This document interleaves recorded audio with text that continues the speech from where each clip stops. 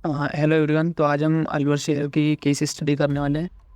3 अक्टूबर 2017 को राजस्थान के अलवर शहर के शिवाजी पार्क कॉलोनी में संध्या शर्मा और कविता शर्मा नाम की दो बहनें रात को छत पर सोई हुई थी, जबकि पूरा परिवार नीचे सोया हुआ था। उनकी नींद थोड़ी जल्दी खुल गई थी, तो वो नीचे आती है, पानी का मोटर ऑन करती है और देखती है कमरे में कि लाशें ही लाशें पड़ी हुई हैं। लाशों को देखकर उनकी चीख निकलती है और उनकी चीख को सुनकर पूरा आस पड़ोस इकट्ठा हो जाता है। आस पड़ोस इकट्ठा होते ही उनका भी कलेजा दहल जाता है और वो पुलिस को तुरंत इन्फॉर्म करते हैं। घर का मुखिया का नाम बनवारी लाल था और उसका बेटा अमन दोनों बेड पर पड़े हुए थे है ना। और फर्श पर बनवारी लाल, उनके अलावा जो भी मतलब मेंबर्स थे ना, वो फर्श पर पड़े हुए थे। बनवारी लाल के पड़ोसी देखते ही समझ गए कि यहाँ पर कत्लेआम हुआ था। वहाँ पर मौजूदा पड़ोसियों ने इस घटना की जानकारी तुरंत पुलिस को दी। सूचना मिलते ही पुलिस तुरंत मौके वारदात पर पहुंच गई। एक ही घर में 5 लाशें देखकर पुलिस भी कांप गई। स्थानीय लोगों ने पुलिस को बताया कि बनवारी लाल और बड़ा बेटा अमन अभी भी जिंदा है, यानी कि उनकी सांसें चल रही है। पुलिस ने तुरंत उन्हें एम्बुलेंस में हॉस्पिटल भिजवाया तो डॉक्टरों ने उनको मृत घोषित कर दिया। एक ही घर के 5 लोगों के कत्ल होने की खबर पूरे इलाके में फैल गई थी। पुलिस ऑफिसर के साथ साथ उनका डॉग स्क्वाड और फोरेंसिक टीम को भी घटना स्थल पर बुलाया जाता है। इधर बनवारी लाल के घर वालों का रो रो कर बुरा हाल हो चुका था। संध्या तो अपने पति और बच्चों, मतलब संध्या उनके बनवारी लाल की पत्नी का नाम संध्या था। संध्या तो अपने पति बच्चों को देख देख कर बेहोश हो गई। अब यार कंडीशन ही ऐसी थी एंड वो बार बार बेहोश हो जाती थी। इसकी वजह से उन्हें भी हॉस्पिटल में भर्ती कराया गया। फोरेंसिक टीम उस घर की बारीकी से जांच करने लगी। कैमरे में हर तरफ खून के धब्बे थे। घर की दीवारें, फर्श और बिस्तर पर भी खून लगा हुआ था। इसके अलावा फोरेंसिक टीम को दीवार पर कुछ फिंगरप्रिंट्स मिलते हैं और घर का कुछ सामान भी अपनी जगह से इधर उधर था। मतलब उस सामान से भी फिंगरप्रिंट्स उठाए जाते हैं, क्योंकि 2 शव को पहले ही हॉस्पिटल भिजवा दिया गया था। शुरुआती जांच करने के बाद घर में मौजूद तीनों बच्चों के शव को पोस्टमार्टम के लिए हॉस्पिटल भिजवा दिया जाता है। इसके बाद की एक टीम, डॉक्टर्स की टीम, उन 5 शवों को पोस्टमार्टम करती है। इधर पुलिस भी अपनी तफ्तीश और पूछताछ करना जारी कर देती है। पुलिस सबसे पहले इस बात का पता लगाने की कोशिश करती है कि आखिर वह बदमाश घर के अंदर किस तरह गुस्से से थे, क्योंकि उस घर में एंट्री करने के लिए 2 दरवाजे, एक तो मेन दरवाज़ा जो एक गली में खुलता था, जबकि दूसरा दरवाज़ा एक कमरे में खुलता था। कविता ने पुलिस को बताया कि सुबह सवेरे जब वह दोनों बहनें छत से नीचे आई तो उन्होंने देखा कि घर का मेन गेट खुला हुआ है। उसकी कुंडी खुली हुई थी, यानी कि जिस तरह से रात में उस गेट को बंद किया था वह उस तरह से बंद नहीं था, है ना। यहाँ पर एक पॉइंट है कि वो गेट खुला हुआ था। कविता के बयान के बाद पुलिस को लगा कि किसी दरवाजे से ही अंदर आया होगा, बदमाश मैन दरवाजे से ही अंदर आए होंगे। लेकिन उस दरवाजे पर फोर्सफुली एंट्री के कोई भी सबूत नहीं थे। ध्यान से सुनना इसको, है ना। कोई भी सबूत नहीं थे, यानी इस दरवाजे को ज़बरदस्ती खोलने की कोशिश नहीं की गई थी, तो दरवाज़ा कैसे खुला भाई, है ना। ये यहाँ पर सबसे मतलब जो भी अभी इसका पॉइंट में आगे समझाऊंगा, क्योंकि ऐसा सामूहिक कत्ल भी कोई अकेला इंसान तो नहीं कर सकता। ज़रूर इसमें कोई शामिल रहे होंगे, लेकिन अब सवाल यह है कि जब यह वारदात हुई थी तो उस समय चीख पुकार आई होगी छत पर सो रही कविता और संध्या को तो ज़रूर सुनाई देनी चाहिए थी।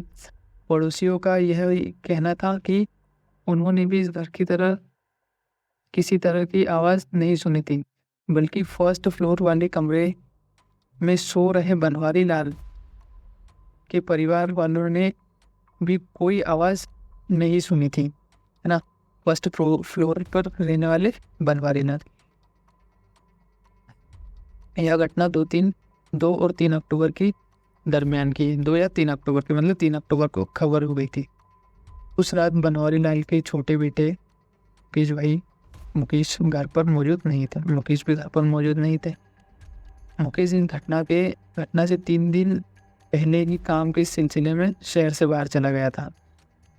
हालांकि इस वारदात के बाद घर वालों ने मुकेश से कांटेक्ट करने की बहुत कोशिश की, लेकिन वो नाकाम रहे। यानी इधर उनके घर में इतनी बड़ी वारदात हो गई है और मुकेश को इस बारे में कुछ भी नहीं पता था।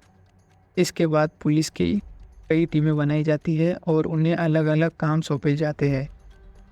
साथ ही घटनास्थल के आसपास और रास्ते पर लगे सभी सीसीटीवी कैमरों को चेक किया जाता है, खंगालने की कोशिश की जाती है। हालांकि वहाँ पर बहुत ज़्यादा कैमरे नहीं लगे थे, लेकिन फिर भी कुछ दुकानों पर, बड़े घरों में सीसीटीवी कैमरा को चेक किया गया, मगर फिर भी कोई सुराग नहीं मिला, क्योंकि उन सीसीटीवी कैमरों में कोई भी सस्पेक्ट नज़र नहीं आया, है ना। दरअसल बनवारी लाल के घर में आने के लिए कई ऐसे रास्ते थे जिससे कोई भी व्यक्ति बिना किसी कैमरे की नज़र में आए हुए आराम से आ सकता था। इसके बाद पुलिस ने यह भी पता लगाने की कोशिश की कि बनवारी लाल किसी से कोई दुश्मनी तो नहीं रखता था, लेकिन अगर बनवारी लाल की किसी से कोई भी दुश्मनी या झगड़ा होता तो भी केवल बनवारी लाल का कत्ल किया जाता। यहाँ पर 3 मासूम बच्चों का भी बड़ी बेरहमी से कत्ल किया गया था। इसके बाद पुलिस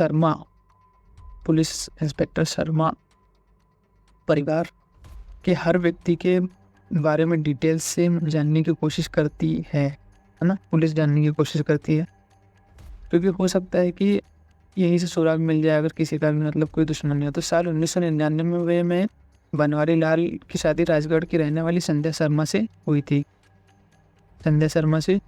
शादी के बाद उनके 3 बच्चे हुए, जिनमें सबसे बड़ा बेटा अमन 17 साल का था। उनका दूसरा बेटा हैप्पी, मतलब दूसरे बेटे का नाम हैप्पी था, वो 15 साल का था। और सबसे छोटे बेटे अज्जू की उम्र 14 साल थी। बनवारी लाल की शादी के कुछ साल बाद उसके छोटे बेटे, मतलब छोटे भाई मुकेश की शादी भी बनवारी लाल की पत्नी संध्या की बहन कविता से हो गई, है ना। तो इसलिए वो दोनों बहनें छत पर सोई हुई थी, ठीक है। यहाँ पर से मतलब थोड़ी थोड़ी कहानी खुल रही है। और कविता के भी 2 बच्चे थे। उनका बड़ा बेटा निक्की 12 साल का था, जबकि उनका छोटा बेटा विनय मानसिक रूप से बीमार था, है ना। यानी उसकी मानसिक स्थिति ठीक नहीं थी। यह पूरा परिवार पहले तो अपने पुश्तैनी मकान में अलवर के जिले कटुमर तहसील के गारू गांव में रहता था। लेकिन इस घटना से करीब 14 साल पहले बनवारी लाल का पूरा परिवार काम के सिलसिले में शिवाजी पार्क में आ गया था। गांव में उनका पुश्तैनी मकान था। उनके पास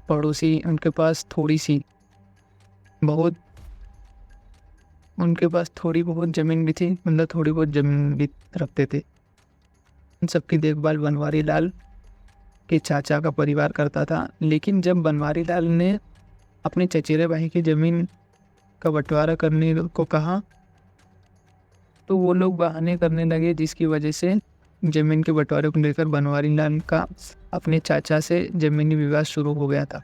मामला इतना ज़्यादा बिगड़ गया था कि मारपीट तक आ गई थी।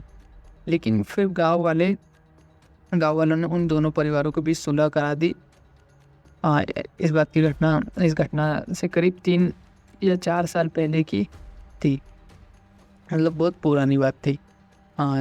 जब 5 लोगों का कत्ल हुआ तो अचानक लोगों को यह बात याद आई जिसकी वजह से पुलिस जांच भी अब जमीनी विवाद की तरफ घूम गई।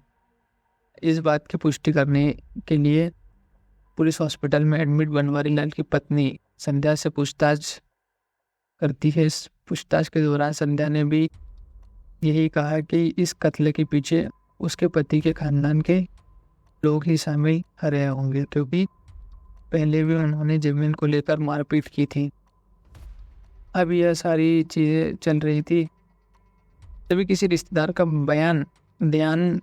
किसी रिश्तेदार का ध्यान बनवारी लाल की स्कूटी पर गया। दरअसल बड़े बेटे अमन को 10th का एग्ज़ाम पास करने पर बनवारी लाल ने उसे एक स्कूटी खरीद कर दी थी, लेकिन अब वह स्कूटी घर पर नहीं थी। मतलब पॉइंट नंबर 2 की स्कूटी गायब थी।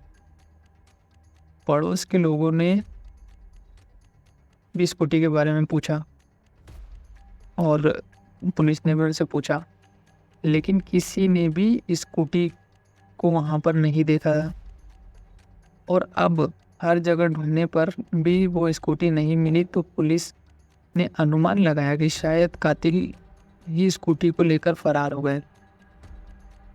इधर पोस्टमार्टम के बाद घटना वाले दिन यानी 3 अक्टूबर को शाम ही 5 शव परिजनों को सौंप दिए गए।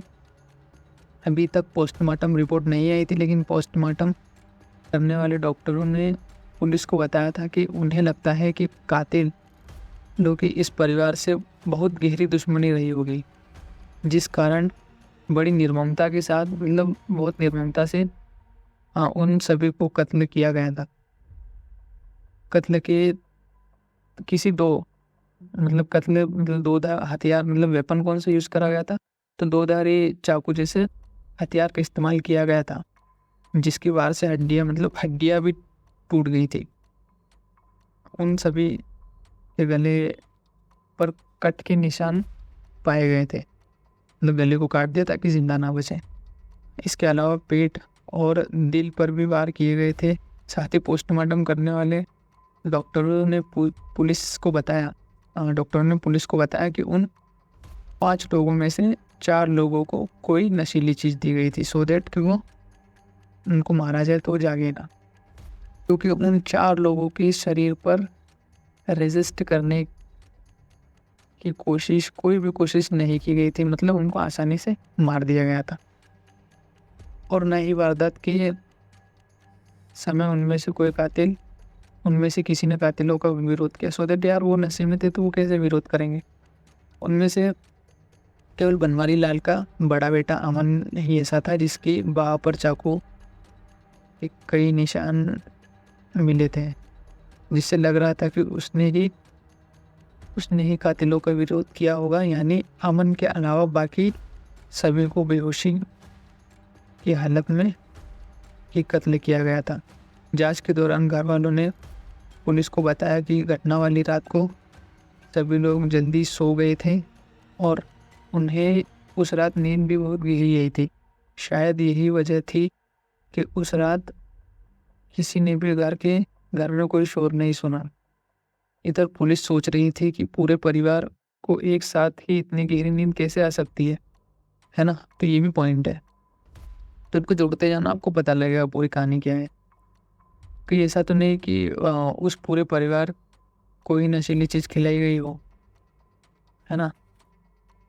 घर में पिछली रात को कुछ रोटियां और सब्जियों का पुलिस जांच की गई। करने के बाद लैब में भिजवा दिया गया। तो क्योंकि अब पुलिस को शक होने लगा था कि कहीं ना कहीं इस वारदात के पीछे घर के ही किसी व्यक्ति का हाथ हो सकता है, क्योंकि घर का मेन दरवाज़ा भी अंदर से ही खुला गया था। इधर पुलिस की टीम ने बनवारी लाल के बेटे अमन की स्कूटी को तलाश करना शुरू कर दिया था। इसी दौरान किसी ने पुलिस को खबर दी कि रेलवे के पास मंडी मोड़ पर एक लावारिस स्कूटी खड़ी है। जानकारी मिलते ही पुलिस ने उस स्कूटी को कब्जे में ले लिया। ठीक है। उसे बनवारी लाल के घरों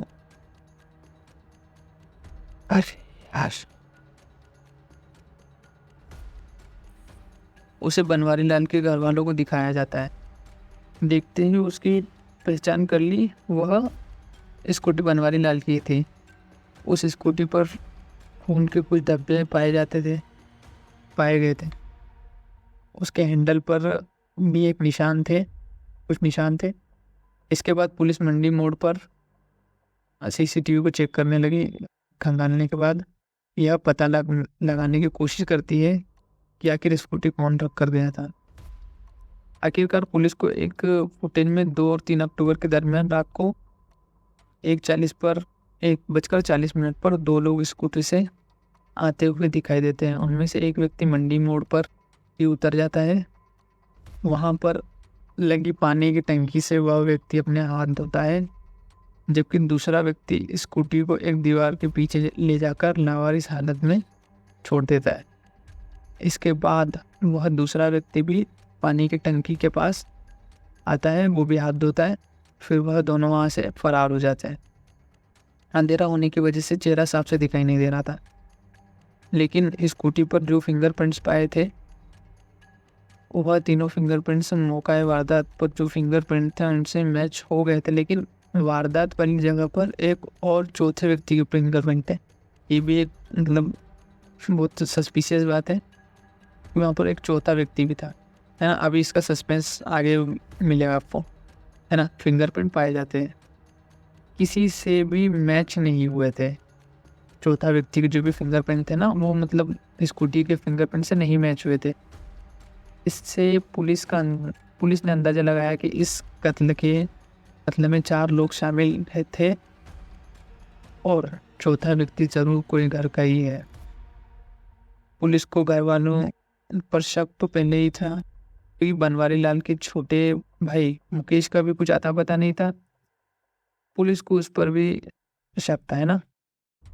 पुलिस अभी माथापच्ची कर ही रहा था, लेकिन फिर पुलिस को लगा कि इस बारे में अगर कोई सबसे ज़्यादा और सबसे सटीक जानकारी दे सकता है तो वह बनवारी लाल की पत्नी संध्या शर्मा,